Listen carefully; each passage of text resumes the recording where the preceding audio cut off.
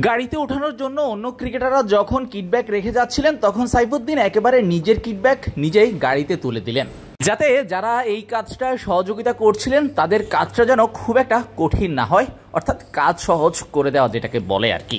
শ্রীলঙ্কার বিপক্ষে টি-20 সিরিজ দিয়ে সাইফুদ্দিনের ক্যারিয়ার যেন আরও একবার পুনর্জন্ম পেল।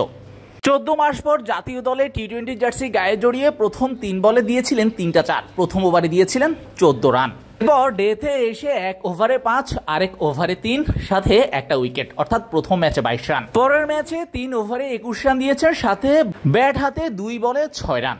অর্থাৎ পাকিস্তান সিরিজের আগে পেস বোলিং অলরাউন্ডার হিসেবে সাইফুদ্দিনের আরও একবার যেন উত্থানই হলো শ্রীলঙ্কা সিরিজ দিয়ে। ওয়ানডেতে ব্যাক টু ব্যাক 2টা 50 দলের বিপদে। এরপর টি-20তে প্রথম ম্যাচে 10-এর পর পরের ম্যাচে 31 এবং শেষ ম্যাচে 27 রানে অপরাজিত থেকে দলের জয় নিশ্চিত করে মাঠ ছাড়া তাওহিদ হৃদয় দেশে ফিরেছেন। তখন তার হাসি মুখটা ছিল দেখার মতো, অর্থাৎ বেশ প্রফুল্লই দেখা গেছে তাকে দলের অন্যান্য সদস্যদের মতো।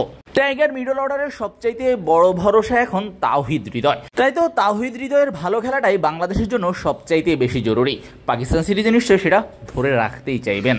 মাঠের বাইরে হৃদয়কে নিয়ে অনেক আলোচনা সমালোচনা ছিল, সবকিছু পাশ কাটিয়ে হৃদয় রান করছেন নিয়মিত, সেটাই এখন যেন ভক্তদের জন্য প্রশান্তি আর টিম ম্যানেজমেন্টের জন্য যেন একটা স্বস্তির ব্যাপার। শ্রীলঙ্কা ফেরত বাংলাদেশ দলের মধ্যে সবচাইতে বেশি প্রফুল্ল দেখা গেছে এই ব্যাটারকে।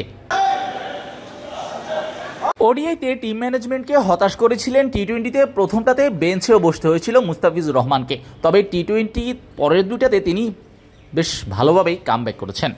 একটাই 3 ওভারে 14 রান দিয়ে 1 উইকেট, আরেকটা 4 ওভারে 17 রান দিয়ে 1 উইকেট, অর্থাৎ মুস্তাফিজ যেন তার ছন্দ ফিরে পেয়েছেন। ঠিক তেমনটাই হাসির ছন্দ দেখা গেছে তার মুখেও বিমানবন্দরে। এতদিন পর পাওয়ার সুযোগটা ঠিকঠাকভাবে কাজে লাগাতে পারেননি নাঈম শেখ। একটা ম্যাচে সুযোগ পেয়েছিলেন এই ওপেনিং পজিশন থেকে 4-এ ব্যাট করেছেন, সেখানে 29 বলে করেছেন 32, ছিলেন অপরাজিত, তবে তার ইন্টেন্ট খুব একটা পছন্দ হয়নি কারো। তাই তো টি-20তে পরের 2টা ম্যাচে ওয়ানডের মতোই তাকে বেঞ্চে কাটাতে হয়েছে। তবে গত 1 বছরে ঘরোয়া ক্রিকেটের সাদা বলের ফরম্যাটে বেশ ভালোই করেছিলেন নাঈম শেখ, সেটার একটা প্রতিদান পেয়েছেন এই স্কোয়াডের অন্তর্ভুক্তি হিসাবে। নিঃসন্দেহে নাঈমের জন্য অপেক্ষা করছে এখনও ওয়ানডেতে কোনো সুযোগ, যদি সেটা আসে সেক্ষেত্রে নাঈম নিশ্চয়ই সেটা কাজে লাগাতে চাইবেন, আর কাজে লাগাতে পারলে তবে তার যে ঘরোয়া ক্রিকেটের পারফরমেন্স সেটার প্রতি একটা প্রতিদান তিনি দিতে পারবেন।